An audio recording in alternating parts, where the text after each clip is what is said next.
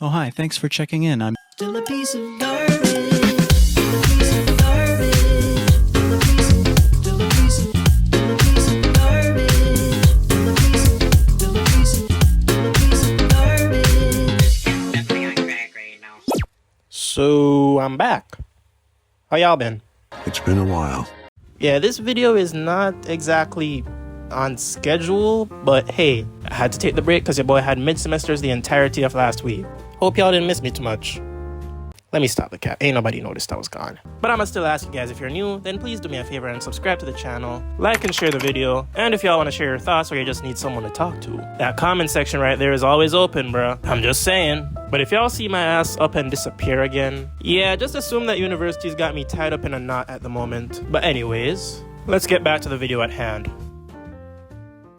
Now in this video, I'm basically going to be discussing both of the episodes that I missed, being episode 20 and episode 21. Now when discussing these two episodes in particular, they're both structured in a way that I particularly appreciate, being that they are both heavily character-focused episodes, which tend to be the ones that go the hardest in my opinion. Now starting with episode 20 being the one that's mainly focused on Himiko Toga, particularly the dynamic between Himiko Toga and Uraraka, which in and of itself can easily be summarized as Uraraka spamming the shit out of Taught no Jutsu. Like, literally, bro, this entire episode was nothing but a one-sided battle of Taught no Jutsu. And I know the god of Taught no Jutsu himself would have been ecstatic watching this. Now, if I'm being honest, I know that I normally prefer more exciting action-packed fights where characters are literally throwing haymakers at Mach speed and throwing trucks at one another. You know, basic out-of-pocket shit, right?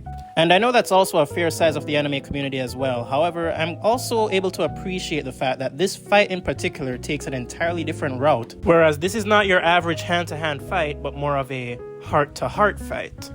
Oh, brother, that was cheesy!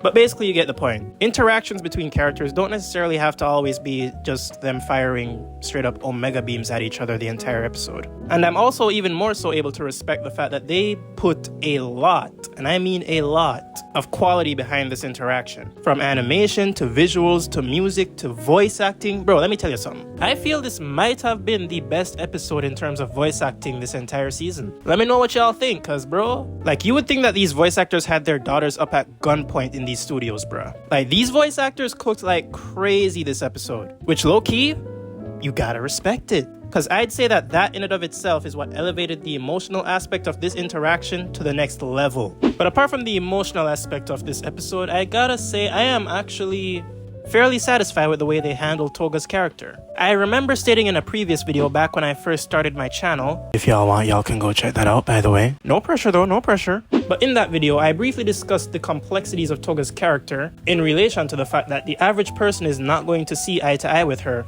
And the main thing that I wanted to know at the time was how exactly did they plan on handling a character like this, where there is nobody who can really understand them on the same level and that they have already committed like countless amounts of crimes already in the process. Because even though I could empathize with this character, it's like, bruh, you hurt people.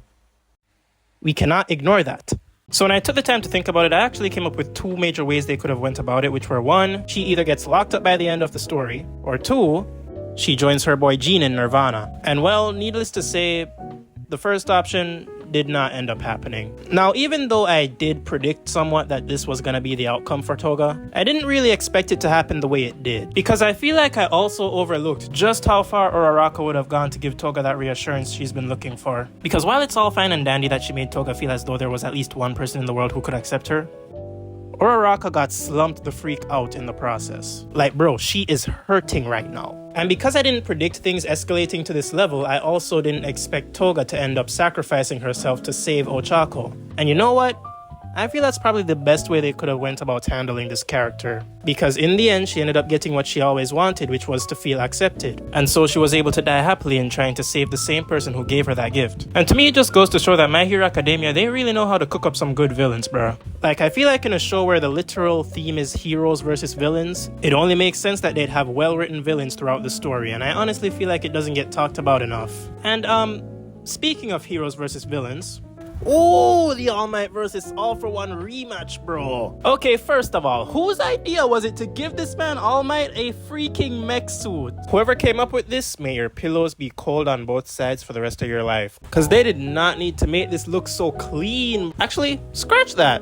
Damn right they had to make this look clean. Cause you cannot have my boy come back in the field and not give him the same level of hype as when he was using One For All. Also, a small detail that I like about this suit is that he makes sure to show that smile that everybody loves to see. Because that same smile is what inspires hope in everyone around him. And I gotta be honest, it's been a while since we've seen All Might even hold a smile like this. Which in and of itself just elevates the entire design that much more to me. Because it's authentic to who All Might truly is and what he represents. And I can tell by the way this man was acting this episode that this man, All Might, he has been waiting for this moment since the day he lost One For All. Like, if you tried to convince me that this man was not thirsting for smoke ever since then, I would not believe you. Cause the level of ego bro was showcasing against the main villain of the story was on some Blue Lock levels of ego, bruh. Blue Lock. Oh, Blue Lock. Yeah, we're gonna have to make a video about what those animators have been cooking recently, bruh. But anyways, the way All Might was pressing All For One this fight and quite literally shit-talking him all throughout their scrap like he wasn't currently at the prime age for arthritis development is low-key crazy. But at the same time, it isn't crazy, because if you really think about it, All Might in this episode has taken advantage of a method that is known for being one of the most lethal weapons in all of fiction, which is prep time. Listen, bro, I don't care how strong a character is. Give their opponent some prep time and all the information on them, and I guarantee you, 8.4 times out of 10, the guy with prep time is coming out on top. And in this particular instance, this man was so confident in his prep time that he literally told Bootleg Jarvis to start recording right before he got ready to scrap with All For One. And I'm not gonna lie, this dude right here, this man was out here pissing me off, bro. Cause ain't no way you out here talking down about my boy All Might. Like, this dude did not have any faith in All Might whatsoever and was immediately telling them to shut off the stream like All Might wasn't out here saving lives before he was even born. Like, my boy, why you gotta be the pessimist of the group? Nobody likes the pessimist. Just sit back and give my man his chance to cook. And bro, this man did in fact cook. The main thing that stood out to me in All Might's fighting style here was him making use of the quirks of his students as inspiration for his attacks, such as basing his shield off of Kirishima's hardening quirk, making use of Midoriya's black whip, and also amplifying it with electric shocks, which was more than likely inspired by Kaminari, and even applying Midoriya's shoot style to his rocket boots when kicking All For One in the damn face. Now, the reason why these small details really and truly stick out to me is because it shows how much respect All Might has for his students and how he also sees them as strong heroes in their own right.